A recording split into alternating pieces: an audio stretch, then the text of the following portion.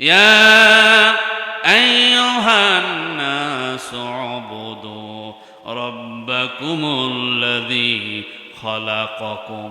হে ঈমানদারেরা, তোমরা তোমার রবের গোলামি করো, দাসত্ব করো, যিনি তোমাদেরকে সৃষ্টি করেছেন।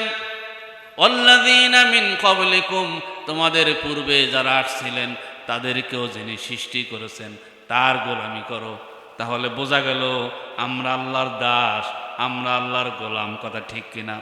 বন্ধুরা আমার, মুরব্বীরা আমার, পর্দার আড়ালের মা এবং বোনেরা, আমাদের জীবন, আমাদের গোটা জীবনটাই মূলত আল্লাহর গোলামির জন্য সৃষ্টি করা হয়েছে। দুনিয়ার সন্তান সন্ততি, দুনিয়ার সমাজ ব্যবস্থা যা বলি সব হবে আল্লাহর গোলামির পরে। এই জীবনটাই মূলত আল্লাহর গোলামি করার জন্য, আল্লাহর দাসত্ব করার জন্য, আল্লাহর চাকর হিসাবে আল্লাহ আমাদেরকে দুনিয়াতে পাঠিয়েছেন। কোরআন শরীফে আল্লাহ তাআলা বলেন, কুল ইন্না সালাতি ওয়া নুসুকি ওয়া মাহইয়ায়া ওয়া মামাতি লিল্লাহি রাব্বিল আলামিন। হে নবী, আপনি বলেন, আমার জীবন, আমার মরণ, আমার নামাজ, আমার কোরবানি, আমার জীবন, আমার মরণ সেই আল্লাহর জন্য, যিনি সমস্ত জাহানের মালিক। সুবহানাল্লাহ। তাহলে এক নম্বর পরিচয় আমরা আল্লাহর গোলাম। এক নম্বর পরিচয় কি? কথা বলতে হবে। আমরা আল্লাহর গোলাম, আমরা আল্লাহর গোলাম, আমরা আল্লাহর দাস। দুই নম্বর পরিচয়, আমরা আল্লাহর প্রতিনিধি। আমরা আল্লাহর কি? প্রতিনিধি। বন্ধুরা আমার, মুরব্বিরা আমার, কোরআন শরীফের সূরা বাকারা আল্লাহ রাব্বুল আলামিন আমাদের আব্বাজান আদম আলাইহিস সালামকে সৃষ্টি করবেন। আল্লাহ তাআলা বলেন, ওয়া ইযা ক্বালা রাব্বুকা লিল মালাইকাতি ইন্নী জাইলুন ফিল আরদি খলিফা। আল্লাহ তাআলা বলেন, স্মরণ করো সেই সময়ের কথা যখন আমি ফেরেশতাদের উদ্দেশ্যে বললাম আমি জমিনে প্রতিনিধি পাঠাবো। ক্বালু আতাজআলু মান ইফসিদু ফিহা ওয়া ইয়াসফিকুদ দিমা। তারা বলল, আল্লাহ এমন একটা জাতি বানাবেন যারা দুনিয়াতে মারামারি করবে, হানাহানি করবে, রক্তপাত ঘটাবে। ওয়ানাহনু নুসাব্বিহু বিহামদিকা ওয়া নুকদ্দিসু লাক। অথচ আমরা আপনার পবিত্রতা ঘোষণা করি, আপনার প্রশংসা করি, আপনার ইবাদত করি। এমন জাতি কেন বানাবেন যেই জাতি মারামারি করবেন, হানাহানি করবেন? সুবহানাল্লাহ। অনেক লম্বা আলোচনা, ওদিকে আমি যাব না। ফেরেশতারা কাউন্টার দিলেন, আল্লাহ ফিরলেন না। দুনিয়াতে প্রতিনিধি বানিয়েছেন নাকি বানান নাই? বলেন। তাহলে দুই নম্বর পরিচয় আমাদের, আমরা আল্লাহর প্রতিনিধি। আমরা আল্লাহর কি? তাহলে প্রথম পরিচয় কি? আমরা আল্লাহর দাস। আমরা আল্লাহর কি? তাহলে এই দুইটা অর্থ একসাথে মিলালে অর্থ দাঁড়ায় আমরা হলাম আল্লাহর অনুগত দাস, অনুগত প্রতিনিধি। অনুগত, প্রথম হচ্ছে দাস, অনুগত, আর এই হচ্ছে প্রতিনিধি। দুই অর্থ একসাথে কি দাঁড়ায়? অনুগত প্রতিনিধি। বলেন, অনুগত। বন্ধুরা আমার, মুরব্বিরা আমার, তাহলে এই অনুগত প্রতিনিধি হিসাবে দুনিয়ায় যারা আল্লাহর সাথে চুক্তি ঠিক রাখে না তারা কাফের। তারা কি? বলেন।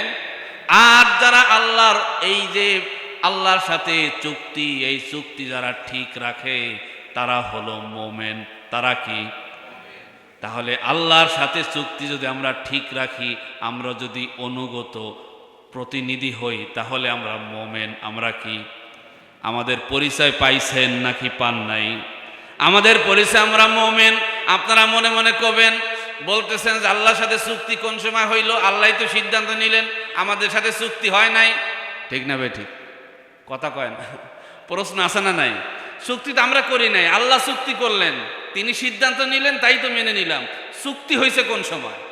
বন্ধুরা আমার, মুরব্বিরা আমার, চলুন একটু রুহের জগৎ থেকে ফিরে আসি। কোন জগৎ? বলেন।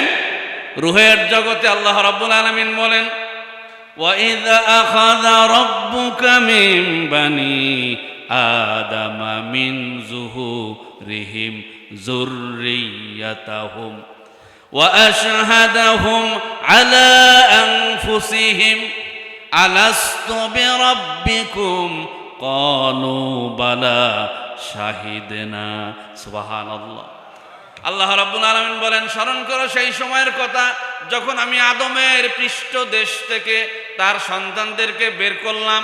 রুহের জগতে একটা মঞ্চের ব্যবস্থা হলো, একটা সমাবেশের ব্যবস্থা হলো। আমি আল্লাহ তাআলা সমস্ত রুহকে জিজ্ঞাসা করলাম, আমি কি তোমাদের রব নই? কলু বালা, দুনিয়ার সমস্ত রুহু বলেছে, হ্যাঁ আল্লাহ, আপনি আমাদের রব। সুবহানাল্লাহ বলেন। তাহলে বান্দার সাথে আল্লাহর সাথে চুক্তি হলো। কেন? দুনিয়ার কোনো মানুষ যেন না বলতে পারে আল্লাহ আমরা দাওয়াত পাই নাই, আমাদের কাছে নবী যায় নাই, রাসূল যায় নাই, অলিরা যায় নাই, কোনো চরমনাইয়ের লোক যায় নাই, সারসিনার লোক যায় নাই, ইসলামী আন্দোলন জামাতের কোনো লোক আমাদেরকে দাওয়াত দেয় নাই, আপনি যে আমাদের রব এই দাওয়াত আমরা পাই নাই, এই কথা কেউ যেন না বলতে পারে। আল্লাহ বলবেন, ইয়াউমাল কিয়ামাতি ইন্না কুন্না আন হাযা গাফিলিন, হাসরের ময়দানে এই কথা কেউ বলতে পারবে না, আমি আল্লাহ নিজে তোমাকে দাওয়াত দিয়েছি। সুবহানাল্লাহ। তাহলে চুক্তি হইছে। তাহলে কি হইছে বলেন? চুক্তি হইছে। বন্ধুরা আমার, মুরব্বীরা আমার, তাহলে আমাদের পরিচয় ছিল আমরা অনুগত প্রতিনিধি। সেই হিসাবে আমরা বিশ্বাস রাখছি, আমরা ওয়াদা রাখছি, আমরা মোমেন। আমরা কি? বন্ধুরা আমার, মুরব্বীরা আমার, আমরা সব সময় বলি আমরা আল্লাহর ইবাদত করার জন্য আসছি। ইবাদত, যত ইবাদত আছে আল্লাহকে খুশি করার জন্য, সবচাইতে শ্রেষ্ঠ ইবাদত হলো আল্লাহর জমিনে আল্লাহর দ্বীন প্রতিষ্ঠা করে, খেলাফত কায়েম করে। এই জমিনটা আল্লাহর জমিনে খেলাফত প্রতিষ্ঠা করে, আল্লাহর আইন বিধান প্রতিষ্ঠা করে, খেলাফত প্রতিষ্ঠা করার মাধ্যমে সবচাইতে চূড়ান্তভাবে আল্লাহর সন্তুষ্টি অর্জন করতে হবে। ওয়াদাল্লাহুল্লাযীনা আমানু ওয়া আমিলুস সালিহাতি মিনকুম লায়াস্তাখলিফান্নাহুম ফিল আরদ, আল্লাহ মুমিনদের সাথে ওয়াদা করেছেন যারা ঈমান আনবেন, নেক আমল করবে, আমি তাদেরকে জমিনে আমার প্রতিনিধি পাঠাবো। পয়গম্বর মুহাম্মদুর রাসূলুল্লাহ সাল্লাল্লাহু আলাইহি ওয়াসাল্লাম এই জমিনে আসছিলেন। তার মিশন যতগুলো ছিল, যত মিশন দিয়ে আল্লাহ তাকে পাঠিয়েছেন, সবচাইতে চূড়ান্ত মিশন হলো খেলাফত প্রতিষ্ঠা, জমিন আল্লাহর, আর সেই জমিনে আল্লাহর বিধান প্রতিষ্ঠা। এটা ছিল তার চূড়ান্ত মিশন। কি মিশন? বলেন চূড়ান্ত মিশন। আল্লাহ রাব্বুল আলামিন বলেন, হুয়াল্লাযী আরসালা রাসূলাহু বিল হুদা ওয়া দীনিল হক লিইয়ুযহিরাহু আলাদ দীনি কুল্লিহি ওয়া কাফা বিল্লাহি শাহীদা। তিনি আল্লাহ, যিনি তার রাসূলকে দ্বীনি হক আর সত্য বিধান সহকারে জমিনে পাঠিয়েছেন। কেন? মানুষের তৈরি করা তন্ত্র মন্ত্র, মানুষের তৈরি করা যত মতবাদ আছে সবগুলো কবর রচনা করে আল্লাহর জমিন আল্লাহর দ্বীন প্রতিষ্ঠা করতে হবে, কোরআন প্রতিষ্ঠা করতে হবে, কোরআনের বিধান প্রতিষ্ঠা করতে হবে। সমাজের, রাষ্ট্র থেকে, ঘর থেকে, রান্নাঘর থেকে সংসদ ভবন পর্যন্ত, জন্ম থেকে মৃত্যু পর্যন্ত জীবনের সকল ক্ষেত্রে খেলাফত প্রতিষ্ঠা, এটা হলো পয়গম্বরের চূড়ান্ত মিশন। কাজেই আমাদের পরিচয় হলো আমরা অনুগত প্রতিনিধি। আমরা যেহেতু ওয়াদা ঠিক রাখছি, আমরা হলাম মোমেন। আমরা কি বলতে হবে? আমরা হলাম মোমেন। আসেন এবার ৭১ নম্বর আয়াতে আসি। কথা বুঝতেছেন আপনারা? ৭১ নম্বর আয়াতে আসি। আল্লাহ বলেন, ও দুনিয়ার মুমিনেরা, ও আদর্শ গ্রামের মুমিনেরা, শোনো, তোমরা যারা মুমিন, তোমাদের সমাজ কেমন হবে, তোমাদের সমাজের কর্মসূচি কি হবে? ১ নম্বর কর্মসূচি, আয়াতের প্রথম অংশ, আল্লাহ রাব্বুল আলামিন বলেন, ওয়াল মুমিনুনা ওয়াল মুমিনাতু বা'দুহুম আউলিয়াউ বা'দ।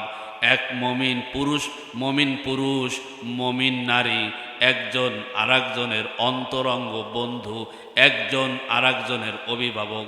সুবহানাল্লাহ। সম্মানিত মা এবং বোনেরা, মুমিন পুরুষ, মুমিন নারী, একজন আরেকজনের আন্তরিক বন্ধু, শুভাকাঙ্ক্ষী, হিতাকাঙ্ক্ষী, অভিভাবক। কে বলতেছেন? বলেন। বন্ধুরা আমার, মুরব্বীরা আমার, এবার আসেন এই প্রথম অংশের আমরা একটু ব্যাখ্যা করি। এক মুমিন আর এক মুমিনের কি বলছি বলতে হবে, বন্ধু কি বলছি, বন্ধু, অভিভাবক। তাহলে মুমিনদের প্রথম হচ্ছে এক মুমিন আর এক মুমিনের ভাই, এক মুমিন নারী আর এক মুমিন নারীর বোন। কথা ঠিক কিনা বলেন? মুমিন মায়েরা বোনেরা শুনছেন, এক নম্বরে তাদের সম্পর্ক বোনের সম্পর্ক, ভাইয়ের সম্পর্ক। আল্লাহ রাব্বুল আলামিন বলেন, ইন্নামাল মুমিনুনা ইখওয়াতুন ফাসলিহু বাইনা আখাওয়াইকুম। হে দুনিয়ার মুমিনেরা, তোমরা মুমিন পুরুষ, এক মুমিন আর এক মুমিনের ভাই, এক মুমিন নারী আর এক মুমিন নারীর বোন। তোমাদের ভাই বোনের সম্পর্ক, তোমাদের মধ্যে যদি কোনো ভুল বোঝাবুঝি হয়, ঝগড়া হয়, বিবাদ হয়, সেটা মিটিয়ে ফেলো। ঝগড়া রেখো না, মন মালিনতা রেখো না। সুবহানাল্লাহ। বন্ধুরা আমার, মুরব্বিরা আমার, 2 নম্বরে সম্মানিত মা এবং বোনেরা, আমরা যারা মুমিন, আপনারা যারা মুমিন নারী, আপনারা আর এক বোনের প্রতি কেমন সম্পর্ক রাখবেন? আল্লাহ তাআলা বলেন, মুহাম্মাদুর রাসূলুল্লাহ ওয়াল্লাযীনা মাআহু আশিদ্দাউ আলাল কুফার রুহামাউ বাইনাহুম। আপনার আরেকজন মুমিন বোনের উপরে আপনি হবেন দয়াশীল, মায়াশীল, আর কাফেরদের উপরে হতে হবে কঠোর। কি হতে হবে? কাফেরদের উপরে হতে হবে কঠোর। আজ আমাদের সমাজে সবচাইতে নারীদের মনের মধ্যে একটু বেশি অভিমান থাকে, ঠিক কিনা বলেন? কয়েকজন পুরুষ এক জায়গায় বসবাস করতে পারে, কিন্তু কয়েকজন নারী এক জায়গা হলেই সেখানে বিভিন্ন আলোচনা আছে না নাই? দেখবেন ঝগড়া করার পরে 10 পুরুষ এক প্লেটে খেতে পারে, 10 নারী এক প্লেটে খেতে পারে না। সম্মানিত মা এবং বোনেরা, 3 নম্বরে একজন মুমিন নারী আর একজন মুমিন নারীকে কখনো উপহাস করতে পারবে না, অবহেলা করবে না, তুচ্ছ তাচ্ছিল্য করবে না। আল্লাহ রাব্বুল আলামিন বলেন, ইয়া আইয়ুহাল্লাযীনা আমানু লা ইয়াসখার কওমুম মিন কওমিন আসা আইয়াকুনু খায়রাম মিনহুম। হে ঈমানদার পুরুষেরা শোনো, তোমরা কোনো কওম আর এক কওমকে, কোনো গোত্র আর এক গোত্রকে, কোনো ব্যক্তিকে উপহাস করবে না, অবহেলা করবে না, তুচ্ছ তাচ্ছিল্য করবে না। এইবার আমাদের মায়েদের কথা বলতেছেন, নারীদের কথা বলতেছেন বিশেষ করে। ওয়ালা নিসাউম মিন নিসাইন, বিশেষ করে নারীরা, ও দুনিয়ার মায়েরা, দুনিয়ার বোনেরা শোনো, আল্লাহ বলতেছেন বিশেষ করে নারীরা, আসা আইয়াকুন্না খায়রাম মিনহুন্না, তোমরা একজন নারী আর একজন নারীকে অবহেলা করবে না, তুচ্ছ তাচ্ছিল্য করবে না, ছোট করে দেখবে না। কারণ এই গুণগুলি পুরুষের চাইতে নারীর মধ্যে কম না বেশি? বেশি। কারণ আমাদের মায়েরা বাপের বাড়ির সম্পত্তি, টাকা পয়সা যদি বেশি থাকে, তার চাড়া মেরার কোনো শেষ নাই, ঠিক কিনা? সে কাউকে বড় মনে করতে পারে না, নিজেকে বড় মনে করে। চেহারা, সুরাত, বংশ মর্যাদার কারণে নারীরা অহংকারী হয়ে ওঠে। তখন আর একজনকে সে উপহাস করে, অবহেলা করে, ছোট চোখে দেখে। আমাদের মা এবং বোনেরা সূরা হুজুরাত পড়বেন, আল্লাহ বিশেষ করে আপনাদেরকে বলেছেন কাউকে উপহাস করো না। এরপরে ওয়ালা তালমিসু আনফুসাকুম, তোমরা কাউকে দোষারোপ করো না। মা এবং বোনেরা, আল্লাহ বলতেছেন কাউকে অন্যায়ভাবে কোনো ঘটনা ঘটে গেলেই কাউকে দোষারোপ করবা না। বাসু বিল আলকাব, আর কাউকে তোমরা মন্দ নামে ডাকবা না। যার যে নাম আছে ওই নামকে শুদ্ধ উচ্চারণে ডাকতে হবে। কার নির্দেশ? বলেন, বিসাল ফুসুক বাদাল ঈমান, ঈমান আনার পরে কাউকে ব্যঙ্গ নামে ডাকা এটা অন্যায় কাজ, গর্হিত কাজ। সম্মানিত মা এবং বোনেরা, কোনো মানুষকে আপনি মন্দ নামে ডাকবেন না, তার নামকে সুন্দর করে ডাকবেন। মানুষকে মন্দ নামে ডাকা এটা হচ্ছে অন্যায় কাজ, গুনার কাজ। আল্লাহ বাঁচার তৌফিক দান বলি আমিন। সম্মানিত মা এবং বোনেরা, এরপরে আল্লাহ তাআলা বলেন, ইয়া আইয়ুহাল্লাযীনা আমানু জতানিবু কাসীরাম মিনাজ-জন ইন্না বা'দাজ-জন্নি ইসমু। হে দুনিয়ার মুমিনেরা, হে দুনিয়ার মুমিন মা এবং বোনেরা শোনো, আল্লাহ বলেন তোমরা কারো প্রতি খারাপ ধারণা করবে না। কোনো ঘটনা ঘটে গেলে আমরা বলি এইটা মনে হয় তার কাজ, এইটা মনে হয় সেই কাজ, এরকম বলা হয় কি হয় না? এটা নারীদের মধ্যে অনেক সময় বেশি হয়, ধারণার উপরে কথা বলা। আল্লাহ বলেন ইন্না বা'দাজ-জন্নি ইসমুন, এই যে অধিকাংশ ধারণা এটা গুনাহের কাজ। দেশের প্রধানমন্ত্রী, সাবেক 3 বারের প্রধানমন্ত্রী খালেদা জিয়া মারা গেছেন। কখন মারা গেছেন আমরা জানি না, রাষ্ট্র ঘোষণা করছে 30 তারিখে মারা গেছে, ওইটাই বিশ্বাস করা দরকার ছিল। কেউ কয় আগে মারা গেছে, কেউ কয় ফ্রিজিং করা হয়েছে। এই যে চিন্তা, যেটা আমি জানি না, ওই ধারণা আমার করা ঠিক হবে না। সম্মানিত মা এবং বোনেরা, ধারণা করবেন না। ওয়ালা তাজাসসু, কারো দোষ খুঁজে বের করবেন না। আমি সুন্দর, আমি টাকাওয়ালা, আমি ধনওয়ালা, এরকম করে করে মানুষের দোষ খুঁজবেন না। মানুষকে সামনে যতটুকুন দেখবেন এটাই আপনার কাছে সত্য, কারো দোষ খুঁজতে যাবেন না।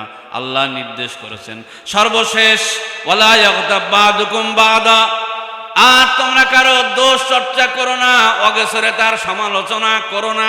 এটা নারীদের মধ্যে কম না বেশি? কথা বলে না।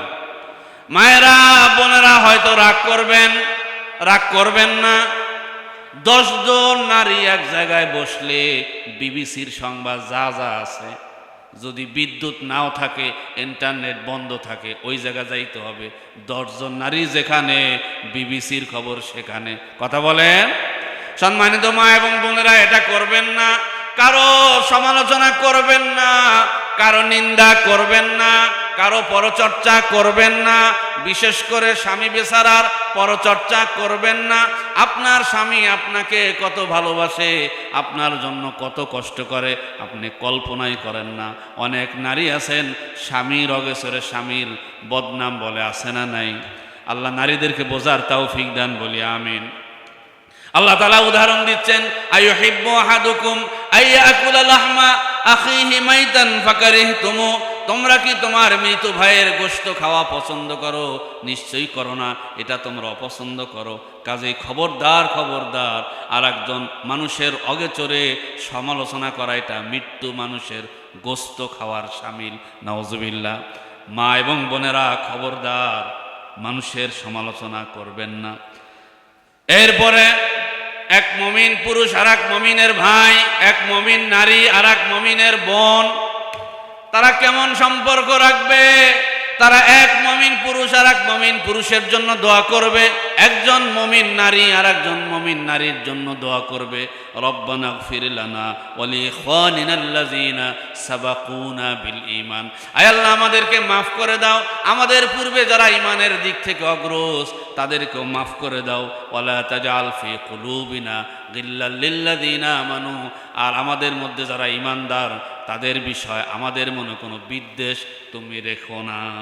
তাহলে যারা ঈমানের দিক থেকে বড় তাদের প্রতি ভালো ধারণা রাখতে হবে, তাদের জন্য দোয়া করতে হবে। সম্মানিত মা এবং বোনেরা, তাহলে এই গুণগুলি আমাদের অর্জন করতে হবে। এরপরে নিজে যা পছন্দ করব এটা আর এক মুমিন বোনের জন্য পছন্দ করতে হবে। আমি একজন নারী, আমি চাই না আমার চেহারা নিয়ে কেউ কথা বলুক, আমি আর একজনের চেহারাকে ছোট করে দেখব না। আমি চাই না আমার টাকা পয়সা নিয়ে কেউ কথা বলুক, আমি আর একজনকেও বলবো না। আমি চাই না আমার বংশমর্যাদা ছোট করে কেউ দেখুক, আমিও দেখব না। কথা বলেন।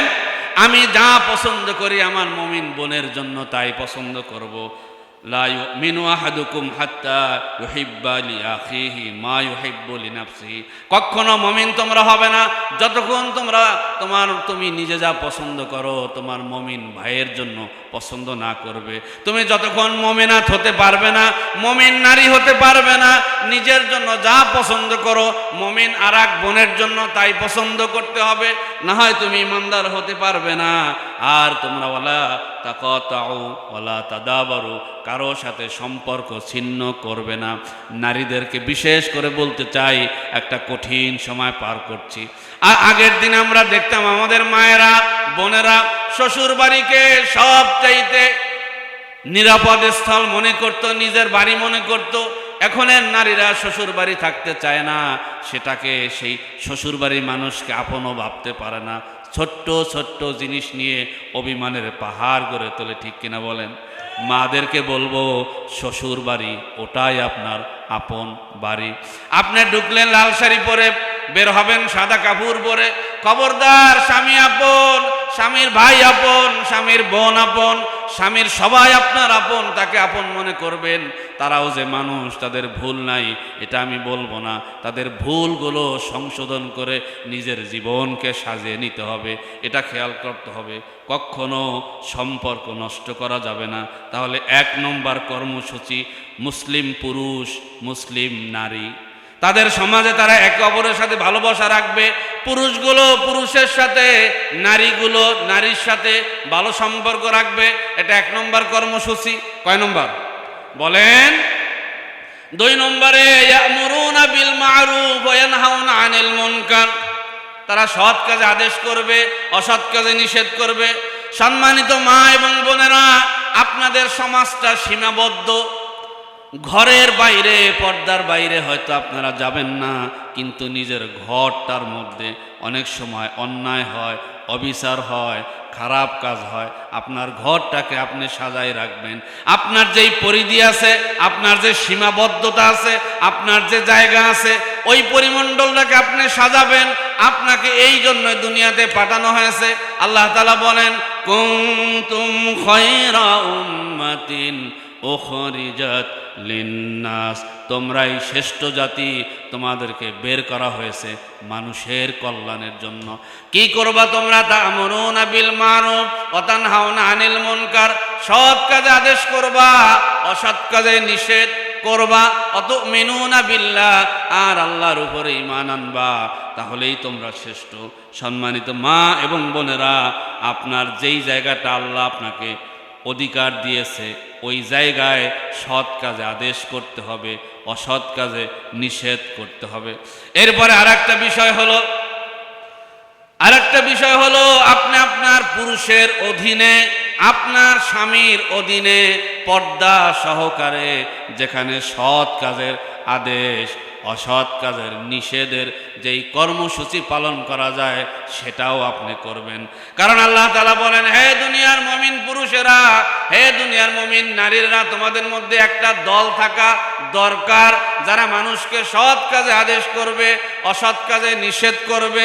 ওয়ালতাকুম মিনকুম উম্মাতুন ইয়াদউনা ইলাল খায়রি ওয়া ইয়া'মুরুনা বিল মারুফ ওয়া ইয়ানহাউনা আনিল মুনকার, তোমাদের মধ্যে একটা দল থাকা দরকার, যারা মানুষকে ভালো কাজের দিকে আহ্বান করবে, সৎ কাজে আদেশ করবে, অসৎ কাজে নিষেধ করবে। এই কাজগুলো যারা করবে, তারাই দুনিয়াতে সফল। সুবহানাল্লাহ। সম্মানিত মা এবং বোনেরা, কোরআন শরীফ পড়বেন। কোরআন শরীফে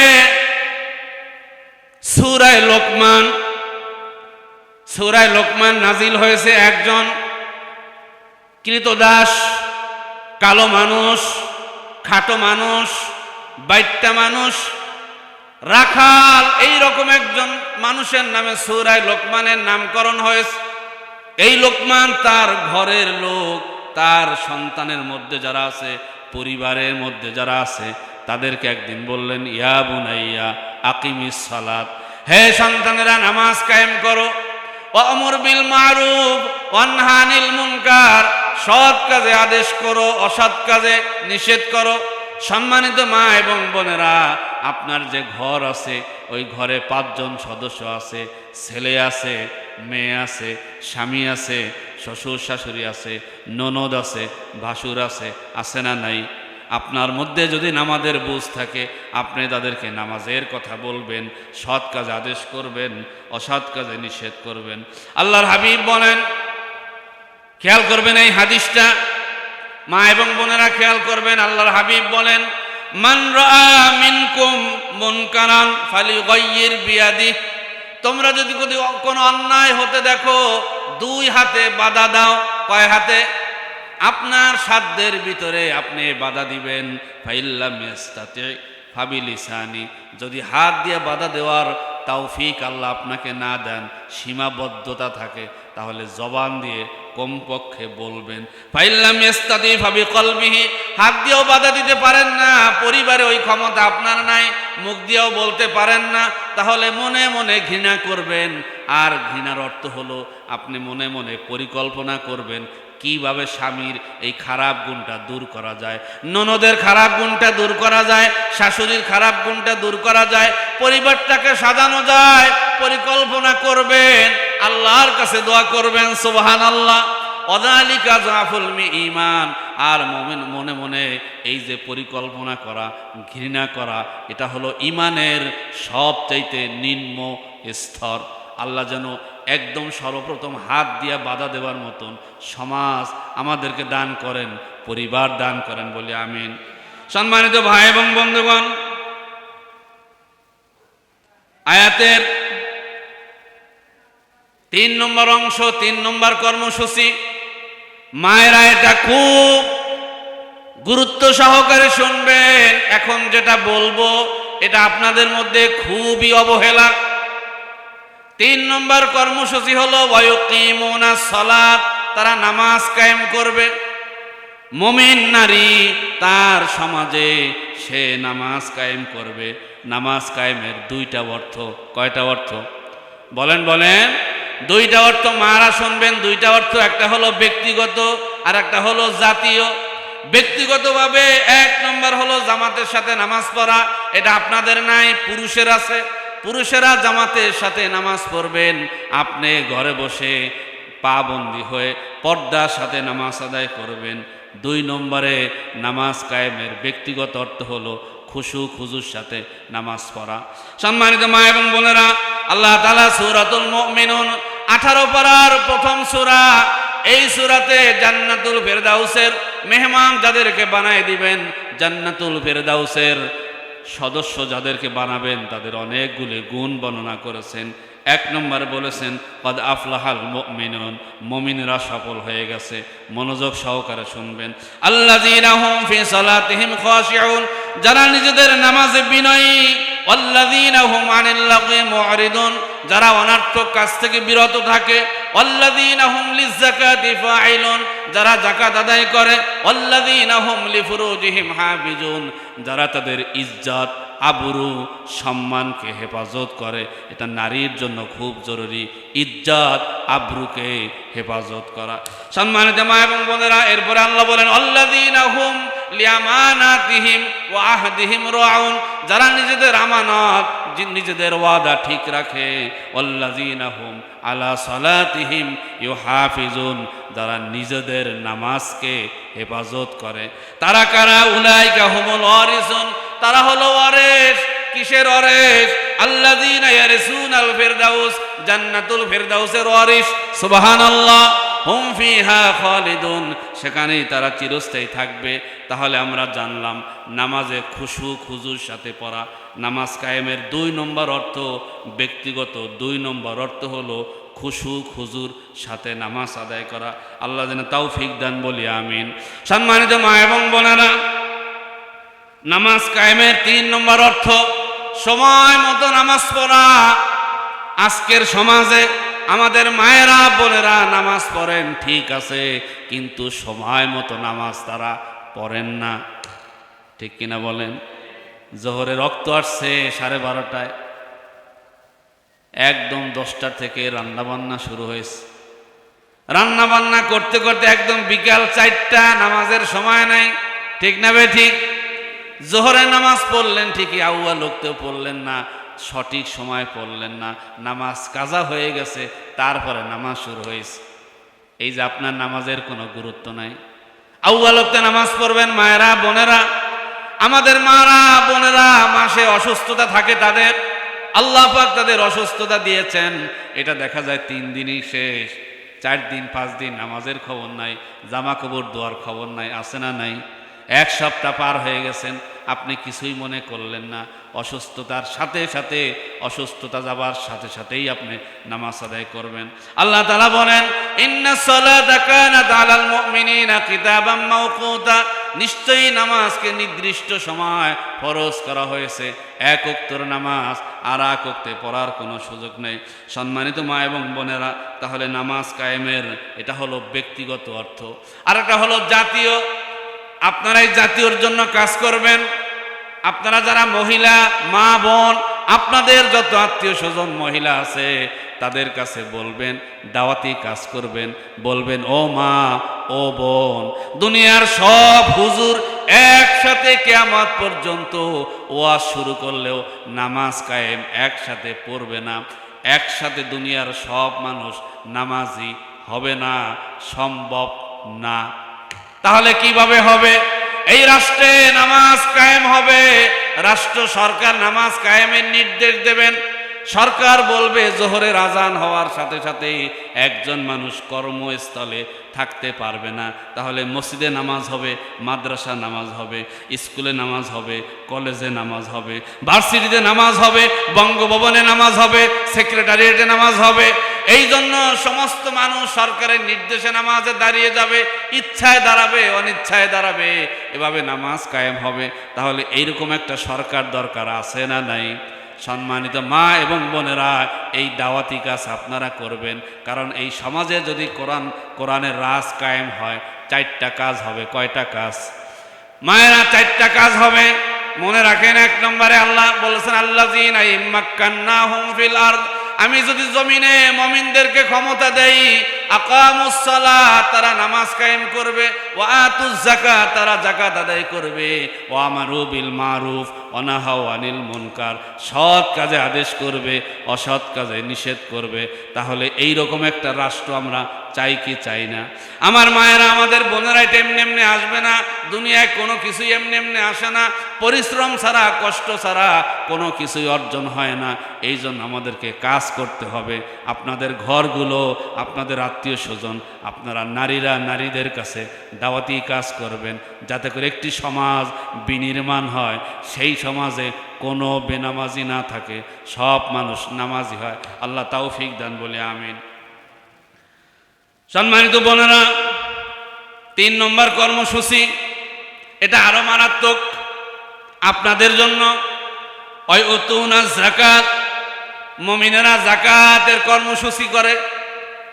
যেই সমাজে মুমিন পুরুষ মুমিন নারী, সেই সমাজে যাকাত আদায় হবে না, এটা হতেই পারে না। আমাদের মাদের বোনদের দেখবেন বড়ি বড়ি সোনা, তারপরও কয় যে আর এক বড়ি কেনা লাগবে। কতক্ষণ? সোনার অভাব নাই, কেনে আর বরে, শাড়ি কেনে আর ঢুকায় রাখে। একটা দিন স্বামীকে পরে দেখানোর প্রয়োজন মনে করে না। যেই দিন আদর্শ গ্রামে একটা বিয়ার অনুষ্ঠান হয়, ওই দিন এমন সাজা সাজে বুড়া চাচাও তাকাই থাকে, ঠিক কিনা? এটা অন্যায় করলেন হাসানোর জন্য বা কাঁদানোর জন্য, কষ্ট দেওয়ার জন্য বলি নাই।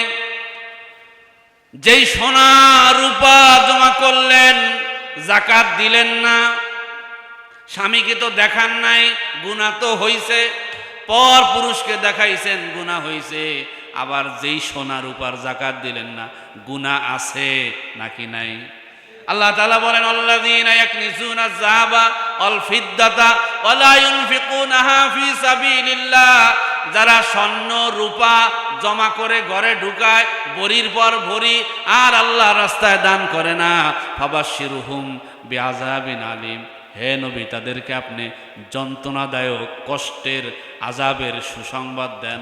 আযাবের সুসংবাদ হয় না, আযাবের কি হয়? দুঃসংবাদ। এইটা কেন আল্লাহ বললেন? মা এক সন্তানকে মারছে, সন্তান বোঝে না, সন্তান আদর্শবান হয় না, চরিত্রবান হয় না। মা মারার পরে সন্তানরে বলে, বাপ আসুক, এমন মায়ের দেবে, তারপরে মজা টের পাবা। তাহলে মা মারছে, বাপ মারলে মজা হবে না, কষ্ট হবে। কি হবে? মজার কথা কেন বললেন? সন্তানকে আযাবের শাস্তির তীব্রতা বুঝাবার জন্য। আমার মায়েরা বোনেরা, আল্লাহ বলেন, যারা ও দুনিয়ার নারীরা স্বর্ণ রূপা ঘরে জমা করছো, বড়ির পর বড়ি, যাকাত দেও নাই, কষ্টদায়ক আযাবের সুসংবাদ শোনো। কি সেই আযাব? ইয়াউমা ইউহমা আলাইহা ফি নারি জাহান্নামা ফাতুকওয়া বিহা জিবাহুহুম অজুনুবুহুম অজুহুরুহুম। হাসরের ময়দানে এই স্বর্ণরূপ আল্লাহ তাআলা জাহান্নামের আগুন দিয়ে গরম করবেন। গরম করে তাদের কপালে মারা হবে, তাদের পার্শ্বদেশে মারা হবে, তাদের পৃষ্ঠদেশে মারা হবে। হাযা মা কানাসতুম লিআনফুসিকুম। ফেরেশতারা বলবে, এই যে তোমার সোনা রূপা, ও দুনিয়ার সালমা, খাদিজা, আয়েশারা, এই যে স্বর্ণ রূপা জমা করছিলা, আল্লাহর রাস্তায় দান করো নাই, কপালে সিল মারবে, পাশে সিল মারবে, পৃষ্ঠদেশে সিল মারবে। নাউজুবিল্লাহ। তাহলে 3 নম্বর কর্মসূচি, যাকাত দিতে হবে। টাকা পয়সা সোনা রূপা মায়েরা প্রয়োজনের অতিরিক্ত কেন করবেন? স্বামীর বোঝাকে কেন ভারী করবেন? যেইটা আপনার সৌন্দর্য ওটা আপনি ব্যবহার করবেন, ওটা আপনার হক, কোনো সন্দেহ নাই। আর আল্লাহর কসম, আল্লাহর জাতের কসম, সোনা রূপা পরে পরপুরুষকে দেখানো হারাম, হারাম এবং হারাম, ঠিক কিনা? কোন পুরুষকে দেখানোর জন্য সোনা রূপার সৌন্দর্য আপনাকে দেওয়া হয় নাই। আপনার স্বামীকে রাতে সাজায় দেখবেন, দিনে সাজিয়ে বলবেন, এই যে দেখেন আমি সাজছি, আমার কেমন লাগে। আপনার পুরুষ আপনার দিকে যতক্ষণ তাকাবে, আপনার আমলনামায় আল্লাহ তাআলা সওয়াব লিখতে থাকবেন। সুবহানাল্লাহ। আর আমি যদি বিয়া বাড়িতে সেজে যাই, তাহলে মানুষ আমাকে বলবে, না রে, ওই মুন্সিবাড়ি মাতুবার বাড়ি একটা বউ আছে অনেক সুন্দর। এই রকম ধারণায় যদি সাজেন, আল্লাহর কসম প্রতিটা মুহূর্ত জাহান্নামের দিকে আগালেন। এটা করবেন না। 2 নম্বর কথা হলো, সোনার উপর যা ব্যবহার করবেন তার যাকাত দেওয়ার দরকার আছে না নাই? খবরদার এইটা ভুল করবেন না মারা, ভুল করবেন না, যাকাত দিতে হবে। আল্লাহ ওয়া রাসূলা, তাদের 5 নম্বর কর্মসূচি, তারা আল্লাহ এবং তার রাসূলের আনুগত্য করবেন। আমরা এমন একটা ফিতনার জামানায় এসেছি, আল্লাহ এবং তার রাসূলের আনুগত্য করা বড়ই কঠিন। কথা ঠিক কিনা বলেন? আল্লাহর পথে থাকা, রাসূলের তরিকায় চলা এত সহজ নয়। কোরআনে হাকিমে অসংখ্য আয়াত আছে মায়েরা, অসংখ্য হাদিস আছে আল্লাহর আনুগত্য, তার রাসূলের আনুগত্য। আল্লাহ তাআলা বলেন, ইয়া আইয়ুহাল্লাযীনা আমানু আতিউল্লাহা ওয়া আতিউর রাসূলা ওয়া উলিল আমরি মিনকুম। হে ঈমানদারেরা, আল্লাহর আনুগত্য করো, রাসূলের আনুগত্য করো, তোমাদের মধ্যে যারা উলুল আমর তাদের আনুগত্য করো। সম্মানিত মা এবং বোনেরা, আল্লাহকে আমরা সবাই ভালোবাসি, আনুগত্য করি, এটাও বুঝি। কিন্তু মনে রাখতে হবে, আল্লাহকে পেতে হলে তার রাসূলের আদর্শ বাস্তবায়ন করা লাগবে। আল্লাহর হাবিবের যত সুন্নাত আছে, ব্যক্তি পর্যায়ে, সমাজ পর্যায়ে, জাতীয় পর্যায়ে, আল্লাহ রাসূলের আদর্শের বাইরে কোনো মুমিন নারী চলতে পারে না। আমাদের মডেল কোনো নায়িকা গায়িকা নয় মায়েরা, আমাদের মডেল খাদিজা, আমাদের মডেল আয়েশা, আমাদের মডেল ফাতেমা। তারা কেমন চলেছেন তাদেরকে মডেল মনে করে তাদেরকে ফলো করতে হবে। আল্লাহর হাবিব বলেন, মান আতাআনি দাখালাল জান্নাহ ওয়া মান আসানি ফাকাদ আবা। আল্লাহর হাবিব বলেন যে আমার আনুগত্য করলো সে জান্নাতি, আর যে নাফরমানি করলো সে আবা। সাহাবা একরাম বলেন, ইয়া রাসূলুল্লাহ, আবা কারা? আল্লাহর হাবিব বলেন, যারা আমার আনুগত্য করলো তারাই জান্নাতি, আর যারা আমার আনুগত্য করলো না তারাই আবা। আবা মানে অস্বীকারী। তাহলে রসুলের আনুগত্য করার দরকার আছে না নাই? কোরআনে হাকিম আল্লাহ তাআলা বলেন, কুল ইন কুনতুম তুহিব্বুনাল্লাহ। হে নবী, আপনি বলেন, তোমরা যদি আল্লাহকে ভালোবাসো, এই দাবি করো, ফাত্তাবিউনি, আমি নবী, আমাকে ভালোবাসো, আমার অনুসরণ করো, আমার আনুগত্য করো, তাহলে আল্লাহ তোমাদেরকে 2টি জিনিস উপহার দিবেন। ইউহিব্বুকুমুল্লাহ ওয়া ইয়াগফির লাকুম যুনুবাকুম। আল্লাহ তোমাদেরকে ভালোবাসবেন আর তোমাদের গুনাহগুলো আল্লাহ মাফ করে দিবেন। সম্মানিত মা এবং বোনেরা, জামানা খুব কঠিন। হাতের মুঠার মধ্যে আগুন রাখা সহজ, কিন্তু ইসলামের উপর চলা এত সহজ নয়। নায়িকা, গায়িকা, নর্তকী, নাচ গান, বেহায়াপানা, এমনভাবে সয়লাভ হচ্ছে, বন্যার পানির মতো ছড়াচ্ছে। সবচেয়ে বিষাক্ত তীর হলো এখন মোবাইল। কি মোবাইল কম টিপবেন, মোবাইলের কাছে কম যাবেন, স্বামী সংসার ছাড়া মোবাইলকে বেশি সময় দিবেন না, সন্তানকে মোবাইল আসক্ত করবেন না। কারণ মোবাইল খোলার সাথে সাথেই অশ্লীল গান বাজনা আছে না নাই? হাজারো আলেমের বক্তব্য আছে, শুনবেন। বিশ্ব বরেণ্য আলেমদের বক্তব্য শুনবেন, ওয়াজ নসিহত শুনবেন, কোরআন তেলাওয়াত শুনবেন। খবরদার খবরদার, জামানা খুব কঠিন। আল্লাহ রসুলের তরিকার বাইরে চললে জান্নাত পাওয়ার কোনো সুযোগ নাই। পোশাকে পরিচ্ছেদে, চলা ফেরায়, কথাবার্তায়, ওঠা বসায়, ঘুমে, খাওয়া দাওয়ায়, পায়খানা প্রস্রাবে, প্রত্যেকটা সুন্নাত যদি আপনি বাস্তবায়ন করেন, মানতে পারেন, আল্লাহর কসম আপনার যেই সন্তান হবে ওই সন্তান নেককার না হইয়া পারে না। কথা ঠিক কিনা? আল্লাহ হাবিব বলেন, আলাইকুম বিসুন্নতি, আমার সুন্নাত, অসুন্নাতিল খুলাফায়ে রাশিদিন, আর আমার খুলাফায়ে রাশিদিনদের সুন্নাত, সেই সুন্নাতকে তোমরা আঁকড়ে ধরো। এই কাজগুলি যারা করবে, আয়াতের শেষ অংশে আল্লাহ বলেন, উলাইকা সায়ারহামুহুমুল্লাহ, তারা অচিরেই আল্লাহর রহমত প্রাপ্ত হয়ে যাবে। সুবহানাল্লাহ। সম্মানিত মা এবং বোনের, আবার বলি, আল্লাহ তাআলা কি বললেন? যে মমিন পুরুষ, মমিন নারী, মমিন পুরুষ, মমিন নারী তারা কেমন হবে? তারা এক নম্বরে ইয়ামুরুনা বিল মারুফ ওয়া ইয়ানহাউনা আনিল মুনকার, তারা সৎ কাজে আদেশ করবে, অসৎ কাজে নিষেধ করবে। ওয়ায়ুকিমুনা সালাহ, তারা নামাজ কায়েম করবে, নিজেরা নামাজ পড়বে, ঘরে যারা বেনামাজি তাদেরকে নামাজি বানাবে, সমাজে যারা নামাজ পড়ে না তাদেরকে নামাজের দাওয়াত দেবে। আর একটা সমাজ, নামাজের সমাজ বিনির্মাণ যাতে হয় এই জন্য প্রচেষ্টা চালাবে। ওয়ায়ুতুনা যাকাত, তারা যাকাত আদায় করবে, নিজেদের টাকা পয়সা, স্বর্ণ রূপা, আল্লাহ যার উপরে নির্ধারিত সময় গেলে যাকাত ফরজ করেছেন সেই যাকাত তারা আদায় করবে। ওয়ায়ুতিউনাল্লাহা ওয়া রাসূলা, আল্লাহ এবং তার রাসূলের আনুগত্য তারা করবে। তাহলে কি হবে? উলাইকা সায়ারহামুহুমুল্লাহ। কথা খেয়াল করবেন, দুনিয়ার কোনো মানুষ ওয়াদা করছেন না, আল্লাহ বলতেছেন উলাইকা সায়ারহামুহুমুল্লাহ, অচিরেই আল্লাহ তাদের উপর রহমত করবেন। সুবহানাল্লাহ। তাহলে আল্লাহ রহমত পেতে হলে এই গুণগুলি আমাদের অর্জন করতে হবে। সম্মানিত মা এবং বোনেরা, তাহলে আলোচনা খুব দীর্ঘ আর করার সুযোগ নাই, 11টা বেজে গেছে, আপনাদেরও কাজ আছে। যা বললাম এই কথাগুলো আমাদের আমল করতে হবে। দিনের মাহফিলে, রাতে মাহফিল আছে, আপনারা সুযোগ থাকলে শুনবেন। আর আমাদের এই কথাগুলো ইখলাসের সাথে, আল্লাহ যেন আমাকে, পুরুষদেরকে, আপনারা মায়েরা বোনেরা এত কষ্ট করে এই দীর্ঘ সময় বসে আছেন, আল্লাহ তাআলা হাসরের ময়দানে আপনাদেরকে আম্মাজান আয়েশা, খাদিজার কাতারে কবুল করেন বলে আমিন। আল্লাহ আমাদের সবাইকে, পুরুষ নারী সবাইকে আল্লাহর খাঁটি গোলাম হিসাবে আল্লাহ তাআলা কবুল করেন, আমরা বলি আমিন।